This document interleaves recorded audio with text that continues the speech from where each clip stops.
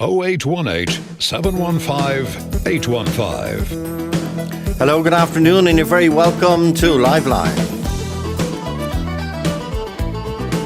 Avril Copeland. Avril, good afternoon.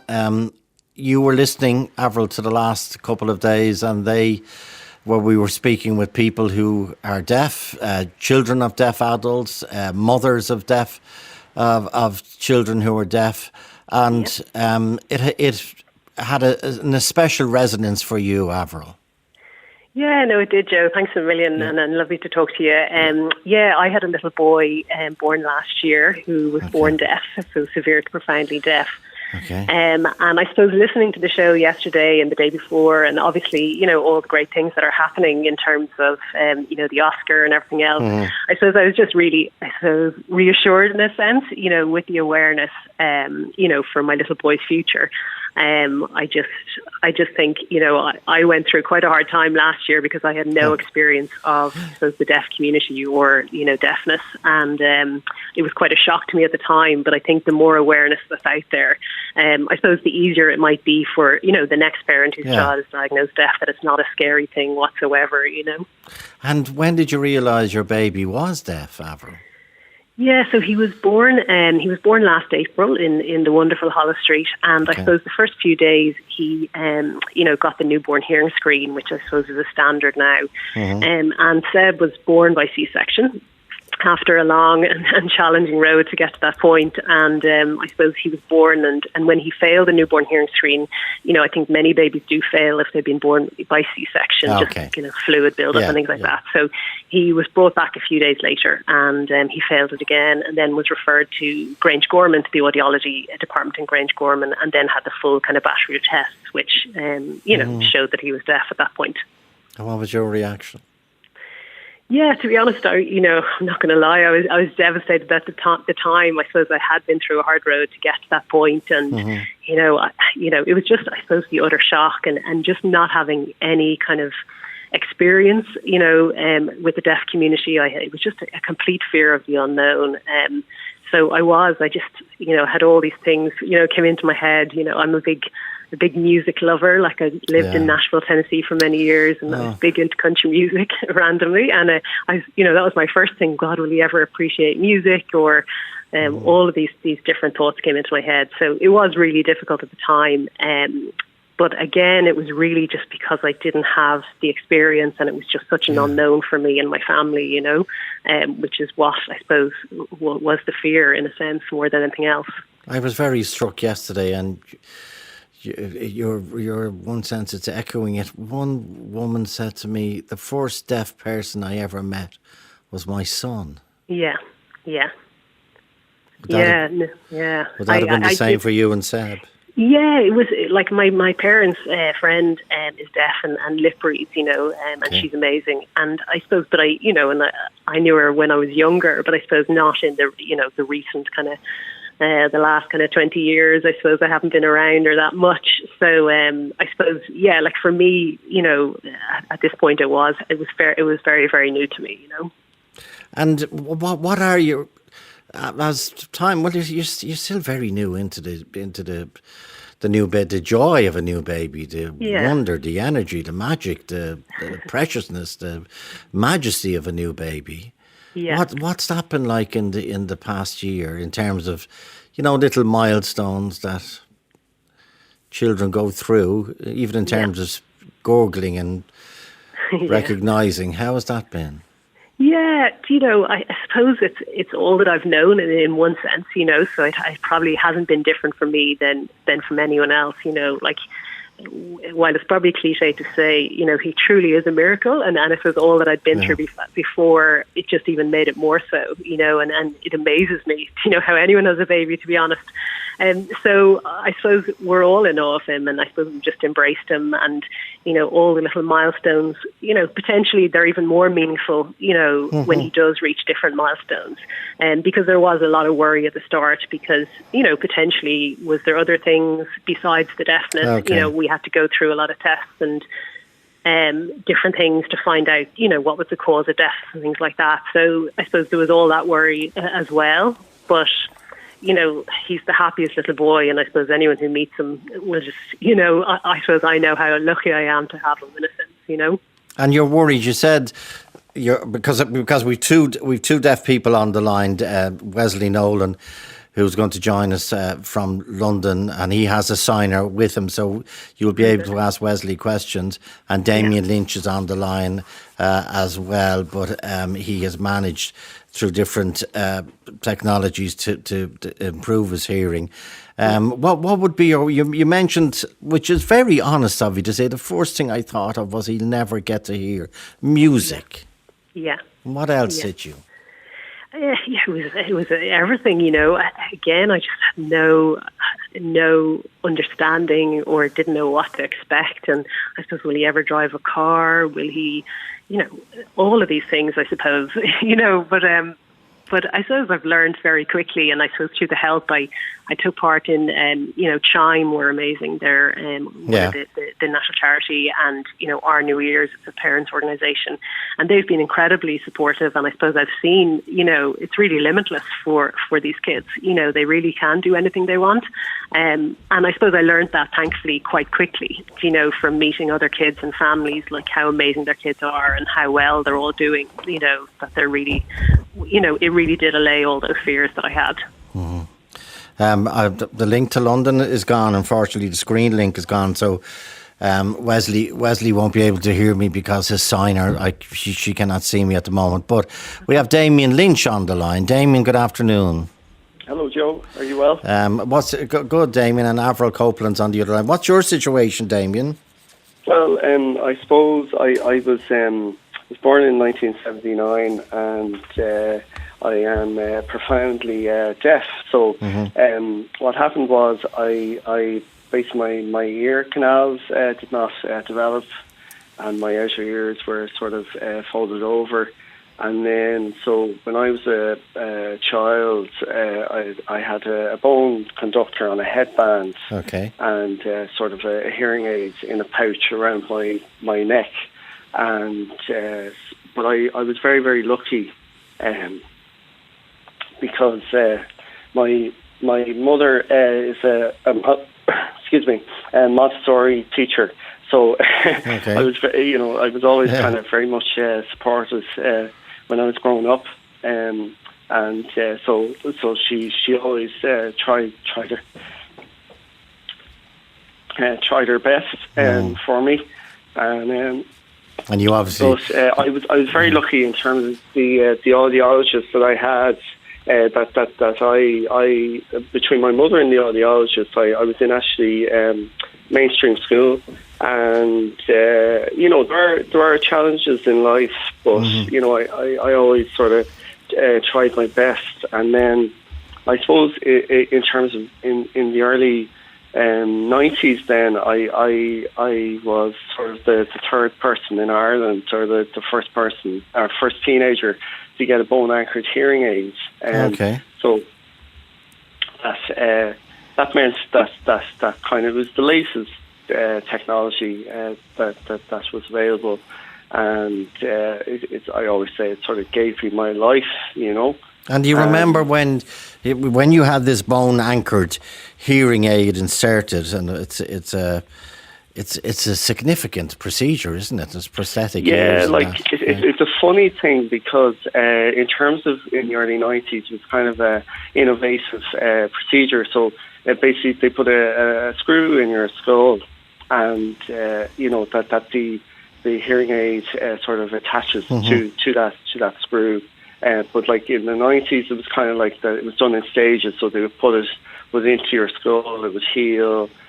Skin grafts and so on, and then but I always say that I was in mono, and then in 2015, thanks to the Mater Hospital, I got the opportunity to get a second BAHA, so that was brilliant. And then it was kind of funny, the advancements. I wanted to reassure the person Carbo is ringing in, that the advancements in my life, are always advancing. You know what I mean? So, like in terms of in 2015, it was actually a day case. So I simply went into the Mater Hospital that day, and the implant was put in that day, and I was at home on the same day. So like really everything is advancing all the time.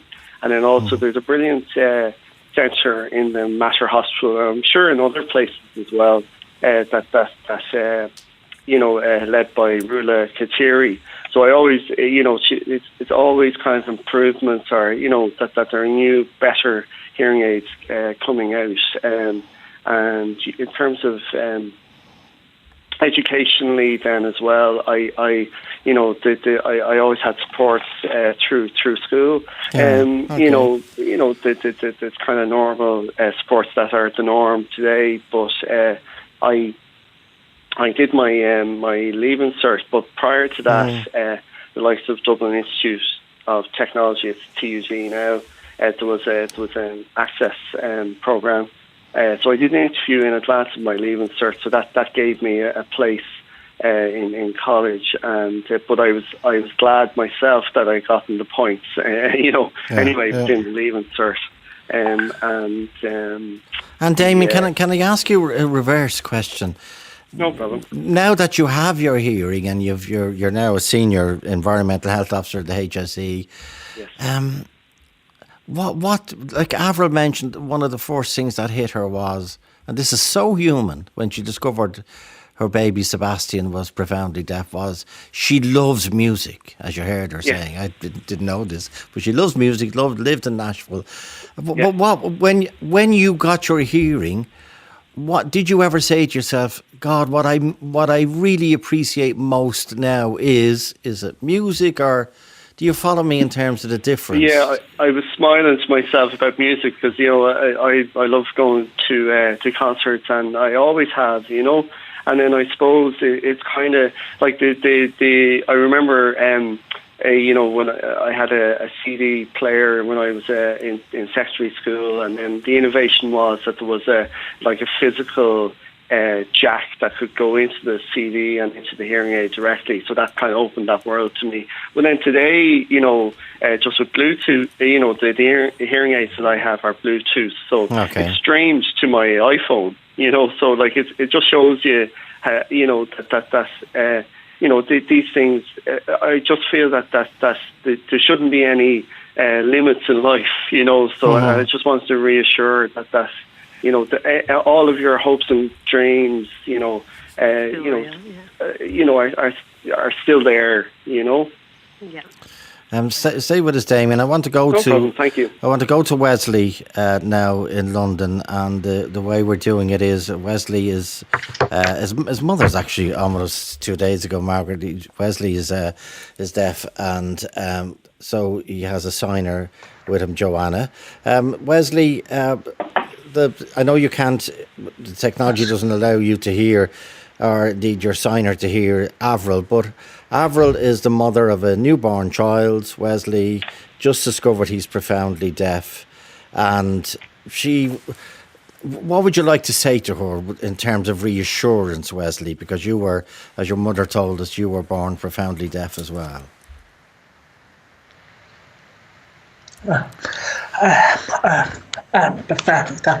So I'm profoundly deaf myself. To be honest, growing up, I had a fantastic life, led by my parents, lovely family. They always made sure I was involved in family conversations, bearing in mind there wasn't much sign language. Okay. We're talking 43 years ago. Sign language was, it wasn't allowed, it was frowned upon. Yeah. So everything was speech, lip reading. Yeah. I had speech therapy, a lot of speech therapy to help communication. And deaf awareness. Okay. So I would say make sure, Avril, make sure that you're making eye contact with your baby, so that they can follow you. And myself, I went to a deaf school, which helped a lot, and that's where I learnt sign language. Okay. But for your baby, Avril, I can reassure you, your baby's going to be fine, as long as you're aware how to communicate with them. As I say, the eye contact, learning ISL, so they can have both. And then in the future, they'll be learning to speak. There are fantastic deaf organisations in Ireland. There's Irish Deaf Society and Chimes, yeah. If you get in touch with them, I'm sure they can offer emotional support, and they'll be able to signpost you to the future. What kind of hearing aids will be good for Sebastian. They might even be able to help you with sign language classes if that's what you want to do. Speech therapy, there's lots of support there. Okay, so stay with us, Wesley. Yep, because Avril, are you learning sign language? I am, yeah. So thanks a million to the two callers there. Yeah, so Seb was diagnosed last May, so he's been wearing hearing aids, and has he? He is. Yeah, and so I suppose I'm, trying to, give him as many options in terms of communication. So I'm learning sign language at the moment, slowly. And how does the baby manage with hearing aids? Does he not take them out? Yeah, he's actually really good. I have to say he's been great. Because I know it must be so frustrating for little babies just not knowing what's on their head, and I suppose the sensation of having something. He wears a little band that kind of holds the hearing aids in place. Okay. So in fairness, he's great. The odd time when he's a bit mad or something, he might just reef them out of his ears, but for the most part he is great. So so doing the sign language. Wesley, you're laughing, and I think the reason you're laughing is I'm trying to remember, did your mother tell me that you used to take the hearing aids out and throw them in the fire? That's right. You brat. Yes. Yeah. Yeah, and myself, I have 4 children. Okay. 3 are coda. Children and one, I have a deaf daughter. She's age 3. I'm sure. Avril, you might find it overwhelming. I certainly found it overwhelming when I realised we have a deaf daughter, because I've been through your situation. As deaf parents, it was still a shock for us that we have a deaf daughter, and we wanted to make sure we were doing it right. We had so many questions. It was new to us. It's a very similar boat to yourself. And talking about hearing aids, Rosie's always throwing her hearing aids off. We reinforced, look, you've got to put them on. But as you know, I was the same myself, Joe. I know you were. I always throw them away, especially when angry. But in time, hopefully he'll get used to putting them on and leaving them on. but Wesley, your mother, who was the initial contact with us on Monday, she listed, now apart from the beauty of you as a person and vice versa, but she then listed all your achievements, 3rd level. You have a special achievements at swimming, Wesley.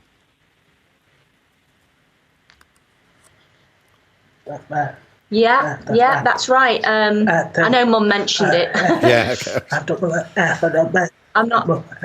don't know if Avril was listening, but in 2017, so I attempted to swim across the English Channel from Dover to France. I know, as Mum mentioned, I trained for almost 3 years to achieve it. It was a solo, not relay. Wow. Wanted to do it by myself. So I had to book a boat.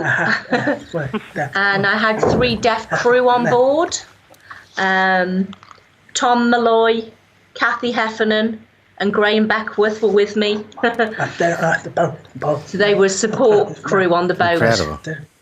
Feeding me, making sure that when I got in France, I was safe. So it took about 16 and a half hours. Good God. And I'm the first deaf Irish swimmer to achieve that solo. It was the most difficult swim ever, as you can imagine. So Sebastian. Okay, Sebastian. And you're now, Wesley. Maybe. You're now teaching in a deaf school in England. Thanks, Wesley. Avril, I know you mentioned to Patrick earlier on that your dad is Louis Copeland. Yeah. And when you go into Louis' shop, he has all these sports people on, celebrities. Marty Morrissey and Marty Whelan and Ronan and and then he's a load of sports people and indeed Oscar winners on his wall, with your dad, of course. Do you? I hope you get a sense over the last few days, given that the conversation began with a movie, Coda, and Oscars, that from what I'm hearing Wesley saying and Damien saying, nothing should be, God willing, nothing should be outside of Sebastian's ambitions and your ambitions. Yeah, no, absolutely. I think that's a big thing that's kind of helped me with, through the, I suppose, Chime and, I did their newly diagnosed weekend and, all support from other people, and I suppose for myself, upskilling in the area, I suppose I've realised that now that really there's no kind of limits for Seb and, and I suppose I'll be working to instill that in him, because I really do believe that. I think, the world is his oyster like any other child his age. And what about, I mentioned your dad, what about your family learning sign language? Yeah, so they've been, slowly, but I'm still learning, and I wasn't great at languages in school for the best part. So it is it's a slower road for me. But I'm trying to kind of give them a few words here and there, and my niece and nephews are great. They're learning a bit in school as well, which is brilliant to hear. And so, just trying to, give them a few words so they can kind of communicate with Seb. I suppose I've chosen for Seb, doing speech and language, or doing, ISL. And he's also awaiting surgery for cochlear implants too. So we're kind of choosing both rows to kind of give them the options. What's your biggest worry, Avril? I don't really have, I did have last year when he was first diagnosed, but again, it was just purely the unknown for him. We're now being immersed in it. Yeah, exactly. And I suppose you're just always, along with dealing with the diagnosis, I was a new mother and with all the things that come along with having a new baby. So, so definitely there was a fear last year, but as I said, now being kind of, immersed in it and kind of meeting lots of other families and children, I really don't have those worries anymore. It's just, I don't really. Damien wants to come in. Yes, Damien. Yeah, just I think that's great about the that the cochlear operation is planned, and I think the key is around, from my experience, just kind of the earlier the intervention, the better. So. I just want. I'm sorry, I called you Carmel earlier on. Avril. It's just that the exactly what you're doing in terms of the positive outlook, the learning sign language, involving the family. Overall, that's very important, and it's just supporting him, and like he'll fly along. I'm sure. And like I said, just that. But Damien, can I ask you, are there still, we spoke about this yesterday, and Wesley, if you want to come in on this as well, are there jobs that are barred for deaf people? Sorry, for people who are deaf. I would be of the outlook that there shouldn't be any sort of jobs, but obviously from a practical, that should be barred. But I suppose from a practical perspective, there are items that are jobs that wouldn't be accessible. Like in my mind, a lot of my colleagues in school went to the guards, where I sort of went down the sort of HSE enforcement sort of route instead. So it's not that I don't feel that there should be employment should be barred. That there might be other options in a similar area, and obviously with the Disability Act, that there's kind of that there's positive mentoring of people to sort of find the right path. But it's the same as any person that they have different options at different times in terms of their employment or their educational route. Okay, Wesley, do you want to come in on that in terms of Damien was talking there about jobs that people who are deaf should be allowed to do, that maybe people think at the minute they shouldn't?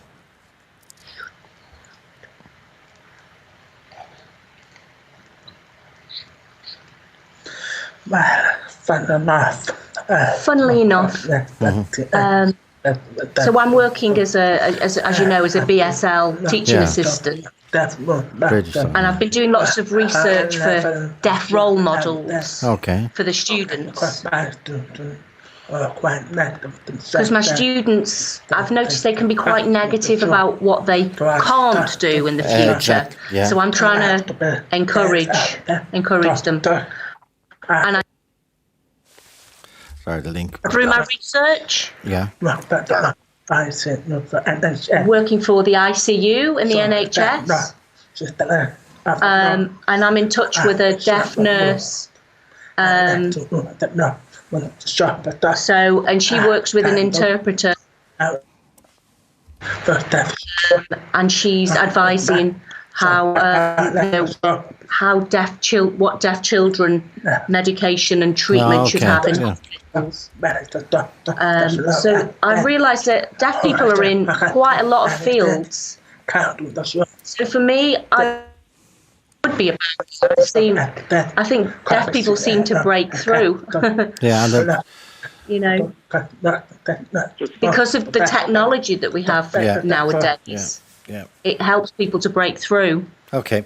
Stay with us. I need to take a commercial break. Damien, I'll come back to you immediately after this break. Joe at rt.ie 51551 text. And today's conversation about children and adults who are deaf was started by Avril Copeland. Avril contacted us.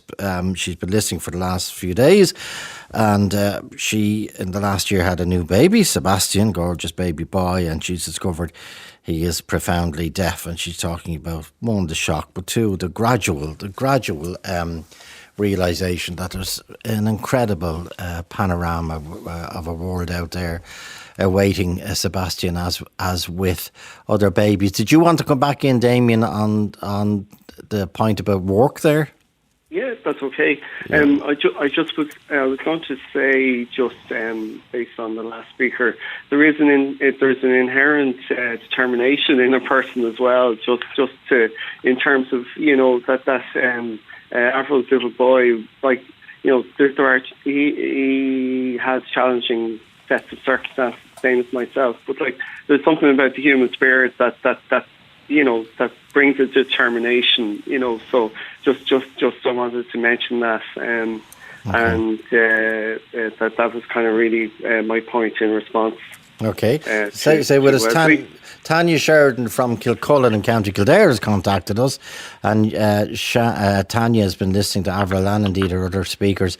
Tanya, you have two children who are born deaf. That's correct, Joe. Yes, my eldest is now 19, and my second eldest is 16. We didn't know, there was no history of hearing loss on both sides of our family, but when my daughter was about 9 months old, and she was at the back door, and she was inching her way towards the back door. It was open because it was summer, and I was calling her, and she wasn't looking at me. When I banged on the floor, she kind of turned around and startled, and that, I suppose, started the journey with, making the health nurse aware of it, and then being sent to appointment after appointment. So she was fitted with her first hearing aid at the age of 18 months old, because it, obviously took a little bit of time to get the correct diagnosis. There was no baby checks then. Every baby, I think, now is checked in the hospital. But the reason I was ringing in, I was just, when you're first given that diagnosis, you kind of just say, oh God, all these dreams that you have. Like I'm from, a very sporty background, and so is my husband. And you're just going, oh God, will they ever play sports? You know, I like to sing. Will they ever be able to sing like your other caller about music and things? Yeah, Avril, so you're just, you don't know, you know, how they'll talk or how they'll, you know, survive without you and all of this sort of thing. But I would just say, just take a breath and just kind of have a look at it just today, what you're going to do today and kind of get through today. But I now can look back at that time and kind of, you know, just say I went like every other mother and started reading, you know, information on everything and how to support somebody. And, you know, even going to when they started in Montessori, they used to wear these hearing aids with a radio aid on a wire that was carried around their necks. And it used to drive me mad because they'd be trying to do tumbles or, you know, and the thing would be falling off them. So I had to fight with the department in order, because they could get these microlinks in their ears when they started mainstream school, but they weren't supposed to have them in Montessori, and I had to take on the fight for her. You know, she needs it now, because why should she have to, you know, take this off if she wants to do a tumble or jump around or, you know. But now my eldest is in second year in college in UL. She went all the way through school in mainstream. She's studying to be a PE teacher. She's actually on teacher placement at the moment, and is a Kildare County footballer. So she has worked so hard, and, you know, even getting into college and, you know, going through all of the things that she did, you know, she has to work really, really hard. She went right through school, through mainstream, and was able to cope. But my second child, in first year, she was having difficulties. Just, you know, she was a lot shyer, didn't want to ask. But we moved her then. We took the big decision in the February of first year to move her to the deaf school in Cabra.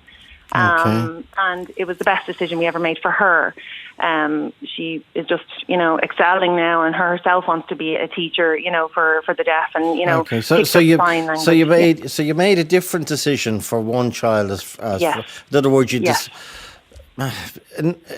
in other words, to use that phrase, you realise you couldn't play God. One child might need one thing, another child might need another, and just go with what you believe the child.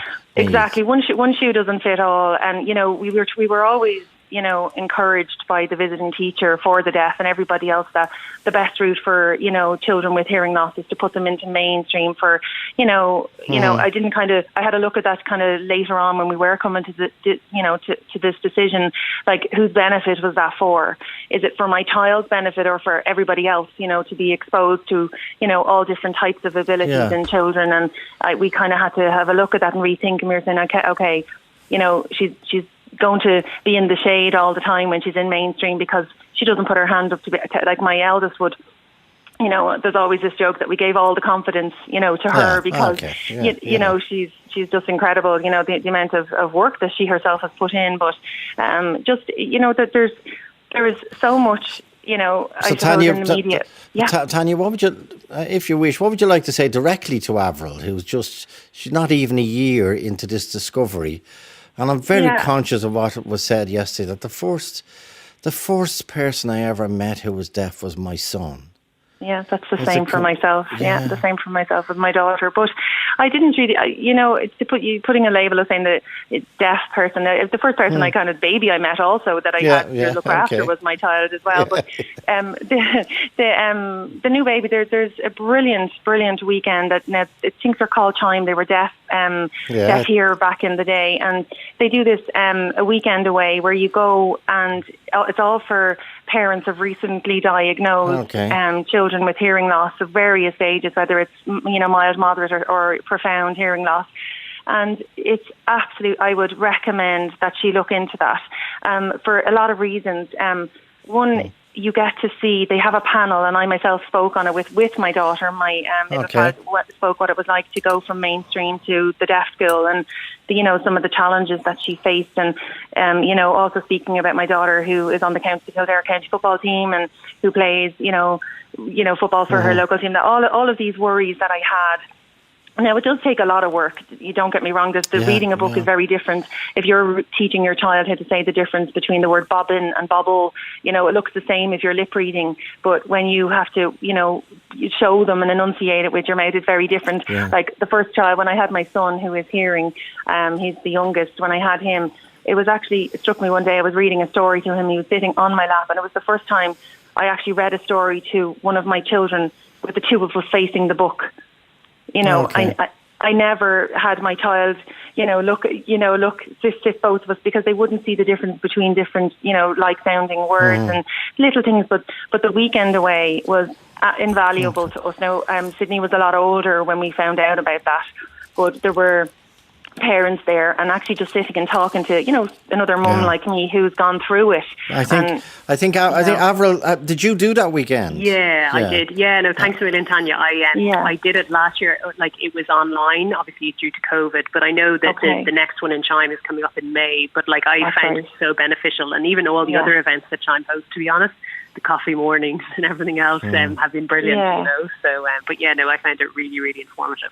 And have you got your visiting teacher for the deaf? Has that person? No, we have an amazing visiting teacher, Emer. So she was actually just out the other day. So it's incredible, the support, to be fair. You get kind of the initial diagnosis, but there's a team a plan put in place very, very soon. After the diagnosis, well, especially for Seb anyway. Yeah. And he's been really lucky, in terms of the support that we've gotten between, as you said, the visiting teacher and Chime, the Arnu. And I would say to you as well, when both girls were very young and we were deciding about schooling for them, I was concerned that, because they're never going to be fully deaf and, never going to be fully hearing in my children, because they can hear when they have their hearing aids on. So I, was very open to whatever they needed. I was never, I couldn't possibly send my child to a special school, or I couldn't go and visit, places. And like, my child this year has started to board. She's boarding in school now. She's in TY year, and it was her decision,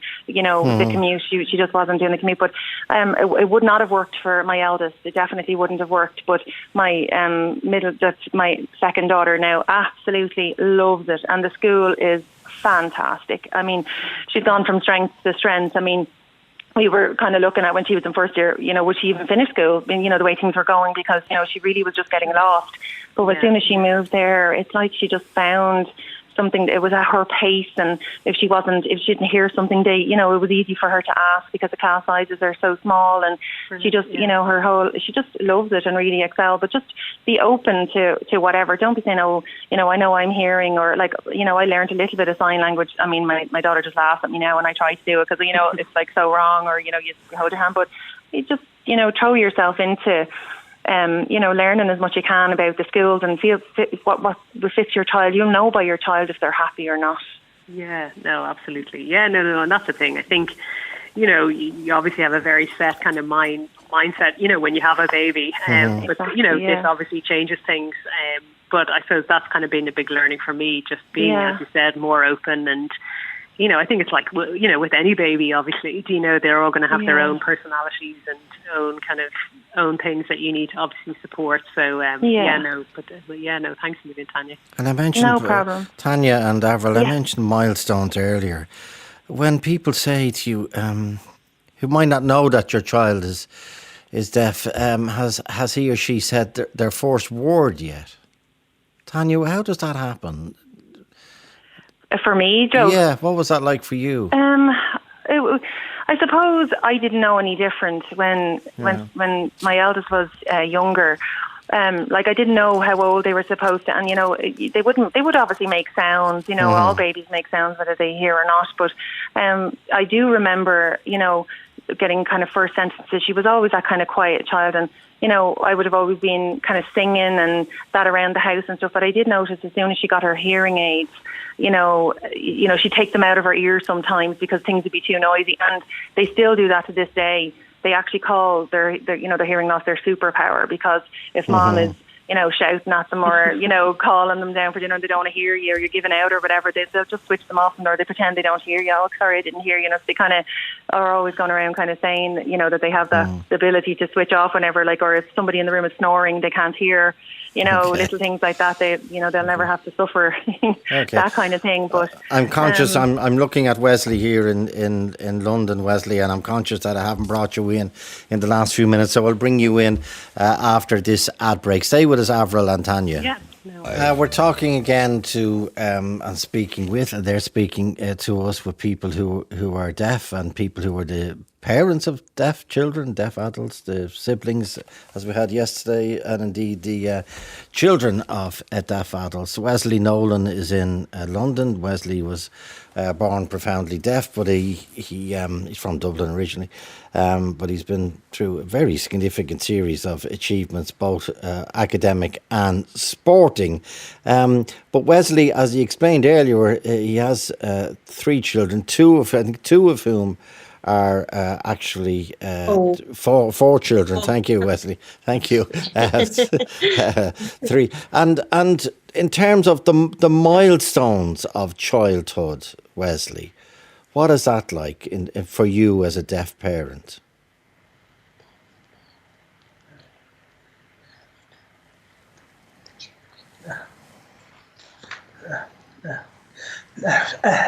My first son. So my first son, he's now 13. Obviously, every child is a different character, got their own ways. We all know that. But my son, he's an amazing signer. So beautiful signer. He's very smart. He speaks really well. He gets on well at school. Excellent communicator. And my stepdaughter, she's doing really well at school. Again, she's very smart. She's in the top set. Her maths is amazing. You know, from coming from deaf parents, I feel like, wow, where are they getting these amazing skills from? You know, we must have strong genetics to pass down to them. And then we've got Rosie, my deaf daughter. Her signing is beautiful. Her BSL is lovely. She's a lovely communicator at only 3. So, you know, I know a lot of people, you know, they think a deaf child's born, how are we going to communicate with them? But sign language has got to be number 1 to communicate, and then you move on to speech. And she's developing so well. She's at a deaf mainstream. Sorry, she's in a deaf unit in a mainstream school, and she has support, and that's really benefiting her. And then my youngest daughter, she's just, you know, she's still in the baby talk stage. They're all different stages, but I'm most pleased with the education system. You know, we've taught them to the best of our knowledge, and they're flying. Yeah, it's turning out great. Great. And Avril, what's coming across to me from what Wesley is saying, and indeed with other people, 1, the importance of sign language, not just obviously for everyone around. 2, I don't know whether you saw the movie itself, Coda. I haven't yet. No, I'm trying to see it. I haven't seen it yet. Obviously, they're speaking American Sign Language, but the elegance and the beauty of it, which is what Wesley referred to there about his daughter, is a beautiful user of sign language. The way it's mesmeric. And again, people were saying yesterday and the day before, it should be much more. It's now an official language in Ireland, as you know, our third one. Sorry, one of 3. It's not our third. It's one of 3 official languages in Ireland, so it should be taught more often. Paul, good afternoon. Good afternoon, Joe. I mentioned earlier about jobs that people who are deaf might not be able to do. And Damien, in fairness, who's an senior environmental health officer, alluded to safety. Paul, what do you do? Joe, I am a firefighter in a fire brigade. Okay. And what is your hearing situation? Well, when I joined the fire brigade, going back a long time ago, I had a slight hearing issue, but it wasn't too bad. Okay. And then just before 2007, my hearing took a big dip. And thanks to Dr. Vianney and our team out in Beaumont Hospital in the cochlear implant department. Okay. I had been in touch with her for a while before that anyway, just to have assessments done. She decided that I was an urgent candidate to have this operation done, and I went in and had it done. 2007, took a bit of time off work, went back to work. Took me a while to get used to it, but continued on firefighting for another 17, 18 years after that, and I'm due to retire in the next week or so. Oh, congratulations. And, I just heard your show yesterday about firefighters and Gardaí, and I just want to prove the point that, you can do these things if you really set your mind down to it, and you do have a situation where you're able to do it, And Paul, when you realised your hearing was deteriorating, did you think you would lose your job as a fireman? Yeah, to be honest with you, yes, I did, and I was quite worried about it. But at the time, I know you're big into fire brigade, Joe, as well too. You know a lot of my colleagues, and we're a very close-knit community. Absolutely. And we would always try and help each other out as best we could. We're like family more than anything else. And in fairness to my colleagues, they rallied around me and supported me and helped me through the times when I was getting used to my cochlear implant. And it started getting better and better. And, I progressed on through my job after that, was well able to do my job just like anybody else would, going into fires, a breathing apparatus on, and, communicating as best I could, which wasn't far from normal. And here I am. I'm coming out the other side now, retiring in another week or two, and it's been great. It's been a great career, and I couldn't have asked for a better job to do. And Paul, when obviously your employer knew your situation and hopefully facilitated the operation, but did your employer say when you came back, now listen, there's some things you won't be able to do? To be honest with you, Joe, that wasn't the case. Okay. It was sort of a situation that I think if you let the hierarchy know, your main employer, that this has been done, they would look at it in a negative light, which isn't good, really, I suppose, in this day and age, because we're trying to help not discriminate against people who have disabilities.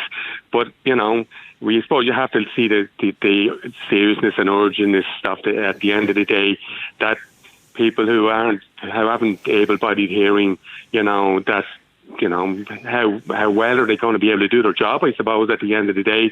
So to give me, my immediate bosses give me a chance with this, I decided to get it done. I had to get it done. I had no option. And I did it, and I proved that I was able to continue my job after that. So. And Paul, were you tempted to try and hide your hearing loss?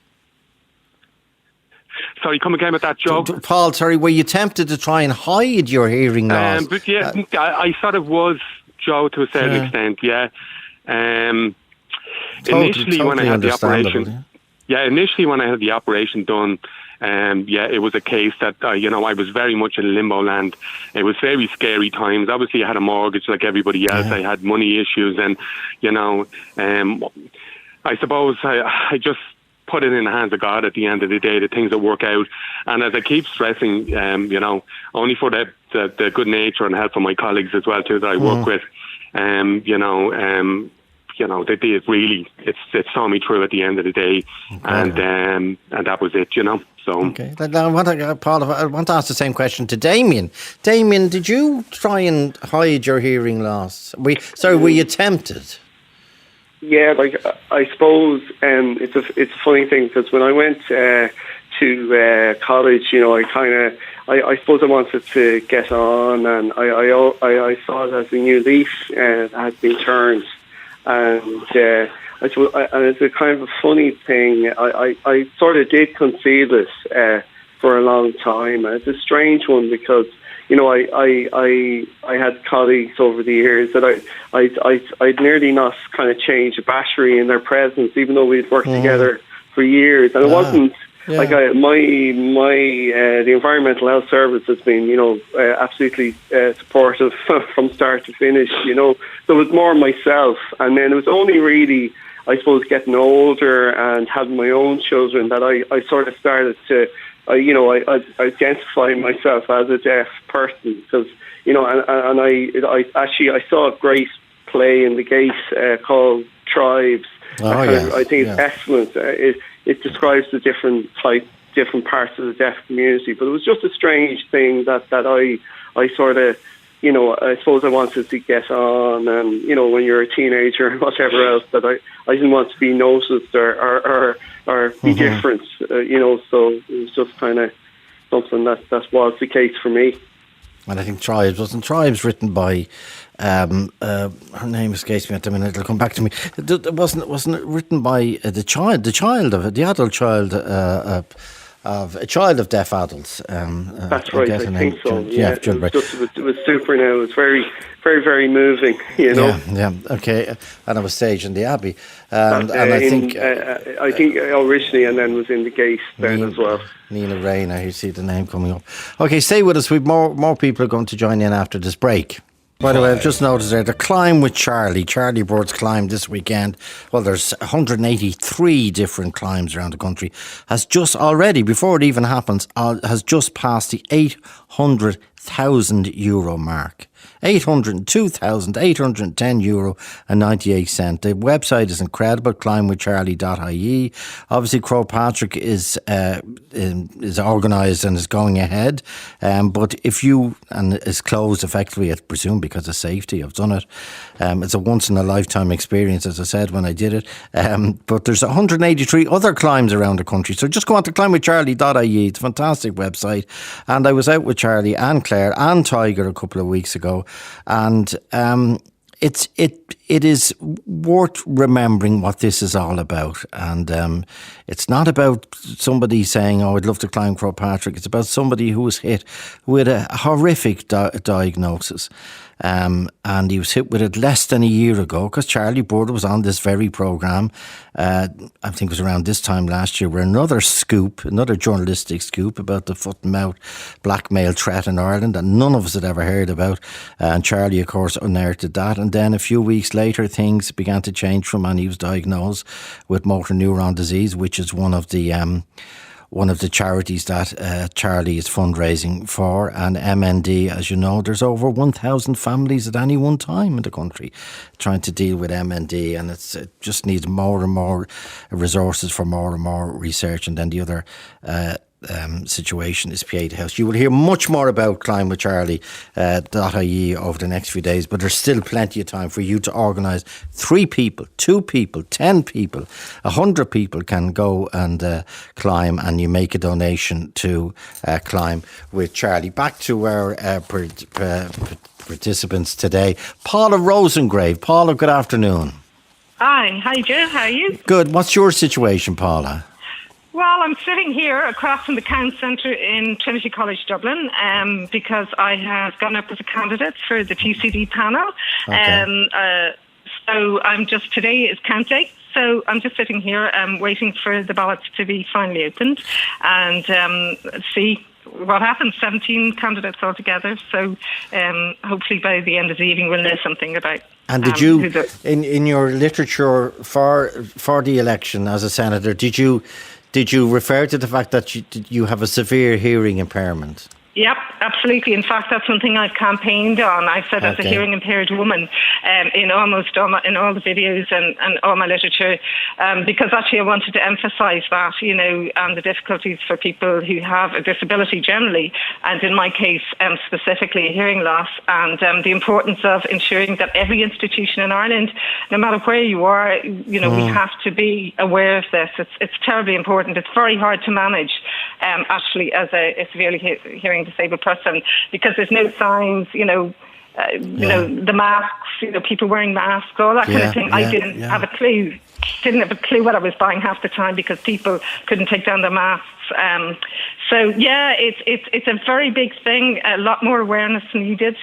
People need to understand that when you say lip reading, you mean you have to read lips. I think people sometimes don't get that. And also, I think there's also a perception that, if you provide a loop system, that should work. That presumes that people are wearing hearing aids. I don't wear them anymore. They don't work for me anymore. Okay. At the same time, I can't sign. So I fall in this category now where I have to, like now I'm wearing a hearing assisted device so I can hear you on my phone. So that's what I'm campaigning. It's one of the few areas I'm campaigning on. And Paula, what were there impediments in campaigning due to the fact that you have a severe hearing impairment? Yeah, absolutely. I mean, I think the thing about campaigning, I ran the general election as well, is that, for the general campaigning kind of thing isn't very inclusive. They're not thinking necessarily about a candidate like me. So you have to think about like hearing devices like I have now and connecting them to laptops and other things if you're doing presentations or whatever. So it's just one of those things that, that's why it's so important that we have awareness that when, to make sure that more people like myself go and put ourselves forward. You need to have the money, you need to have the technology, the awareness of which I think really needs to be improved upon, I suppose, so that I can be on a level playing field. And I think that's very, very important before any campaign, before any election. And when did you discover that you had severe hearing difficulties, Paula? Okay, so going back to childhood, it was kind of obvious. I think to my parents that something wasn't quite right, and I think it was in, I was in secondary school, and I remember going to St. Joseph's to have an assessment, and they kind of handed over a pair of hearing aids, and they just didn't work. It was very difficult. You need a lot of support to wear hearing aids, particularly if you happen to be about 14 or 15 like I was. But when I was in my 20s, I did wear hearing aids, and they worked quite well. And then as time went on, they were working less well. They weren't noise cancelling. So, the areas that I'm most frequencies that are most reduced are those that you need for conversation. So that's a big problem, and outside noise is a huge problem. So now the next step, like some of your listeners already, and some of the people that have talked on the show, the next step for me is probably a cochlear implant. So I'm waiting for an assessment for that. Yeah. Okay. I want to go back to Wesley in London, because I'm very conscious that there is a difficulty in that. Wesley and Joanne, his signer, they can't hear everything that's going into my ear. So I don't want to, because I think one of the things that emerged as we fell into these programs through that movie Coda over the last few days is it was about inclusivity. But to finish, Wesley, because I know you have to go and collect your children, like so many of our listeners, what would you like to say, Wesley, to you're 43, as you pointed out, the changes over the 4 decades in terms of improvements in technology for people who are deaf? Yes. Oh gosh, yes. Technology, the technology that we have now, fantastic. And IDS and Chime will be able to, to advise Avril about any technology that she might like to engage with for Sebastian. And I have to remember that Irish Sign Language was recognised in 2017. So 5 years it's been recognised for, and I believe the interpreting service has been improving, and for education, social, medical, workplace interpreters, it's improving the situation for deaf people and children enormously. Okay, and deaf people are able to represent themselves better out in society. So slowly getting there. Yeah. Okay, just one blunt question. One blunt question directly, Wesley. Avril mentioned music. do you miss music, or is that a stupid question?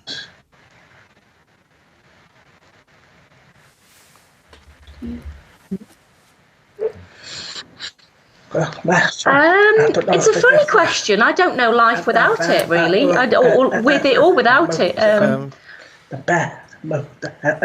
Yeah, I can hear music playing, but I don't hear words. Yeah, it's very blurry. So miss it? I don't think so. I follow the rhythm. That's enough for me. Okay. But there are deaf musicians out there. Yeah. Drummers, guitarists, etc. Singers. So it needn't be a restriction if that's what you really, if you're really drawn to it. Okay. You'd be surprised how much there is out there. Okay. People with profound deafness themselves. So, if you want Sebastian, boy, yeah. So yeah. So if you wanted him to be involved, with cochlear implants, who knows? To show the rhythm, pick up the rhythm. Yeah, okay. I'll stand back and watch. Okay. Thank you so much, Wesley. I know you're running to collect children from school, and Joanne as well, who's with you there, your signer. Thank you so much. It's been a privilege. I know it wasn't 100% in terms of you being able to hear everything, Wesley, in terms of people speaking in my ear, but I really appreciate your contribution. Thank you so much, and kind regards to you and your beautiful family. And your mother, Wesley. Say hello to your mother. I will. Yeah, big thanks, Mum. Okay. She was the one who came. Right. Thank you so much. Cheers, Wesley and Dee Joanne. Amy Sullivan. Amy, good afternoon. You're 20 years of age. What are you studying at the minute? Pre-nursing. Pre-nursing, okay. Now, it's unusual because you've had a severe hearing impairment since you were what age, Amy? 18 months. Okay, so how is your situation at the moment? Have you had a cochlear implant? No, but I am deaf in my last year, so I haven't had a cochlear implant. But I have a small bit of hearing in my right ear, which I wear a hearing aid in. Okay. And Amy, insofar as I want to ask you about your own achievement after this, but your advice to Avril, you're 18, you're 20, her baby is 11 months. What would you say to Avril and her family and her friends, Amy? Well, when I was growing up, my entire family's hearing, so I'm the only hearing impaired person in my family. Okay. I went to a mainstream school as well, so I was very isolated So my advice is that when your child's growing up, and especially when they're in school, listen to them and comfort them when they when they come home from school and it's not a very good day at school because when you're in a mainstream school, not everyone understands your situation in class, and then particularly the teacher, because I had assistive technology as well. Okay. And particularly listen to your child and just comfort them to the best of your ability, and just listen to whatever they say after a bad day of school or just whenever. Also, when you're outside of the school, and particularly in a restaurant or something, try and include them as much as possible in a conversation. Because growing up as well, I couldn't hear in restaurants. My mum used to stop the conversations at the table, and she would tell me what is happening in the table. And give me my time to know what's happening, so I'm not isolated. So that's the biggest advice I would have. Okay, and Amy, the path to nursing, you're a nursing student. How was that, and did your hearing difficulties impact? Oh yeah, definitely, especially with the masks. Especially when you're in a nursing home, there's full PPE, so you're relying on listening. You don't have that anymore, and then you have a visor in front of you as well, and that's bouncing your voice back off onto your own ears. It's not a nice feeling because it's just very echoey and horrible. So usually before we go into a patient's room, I'll get the nurse to pull down her mask and tell her and get her to tell me what's happening and what they're going to do before they go into a patient's room. And that has helped significantly when I was doing my work placement. So, yeah. But in terms of actually getting onto the course and being interviewed for the position, and that wasn't too hard because it's just a PLC course. So I just had to do the interview, and that was fine. And then that bit was fine. And then the college has been very accommodating towards me as well. So that's, yeah. And are there any, do you know of any other nurses who have a hearing, a serious hearing impairment? No, I any, don't. Any medics at all, Amy, that you've come across? No. Okay. And you're using equipment? Yes. To hear, okay. And again, that is the other thing that people keep saying, the changes in... Well, one by the way, that is quite expensive, as we heard over the last few days. It's quite expensive to be deaf and quite expensive to be rearing a deaf child. And that was one of the other big issues that came up over the last few days. Hopefully someone will take it up. Paula, if you're elected to the Shannon this afternoon, hopefully you'll take it up. And that is that inheritance tax from parents to children. There should be an exemption for parents who have children who will face difficulties when they, be it hearing, be it disabilities or whatever. There should be some gesture made to parents and children in that situation. I need to take one more break, Amy. Joe at RT.ie. Now it's time for Orla Lee. Orla, you got meningitis as a baby, have 2 cochlear implants. Obviously here, but you're training to be a teacher in St. Patrick's in Dublin.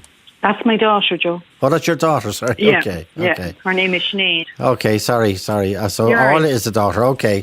Orla is my name, I'm her mother. Okay. I should improve my reading. So tell us Sinead's situation.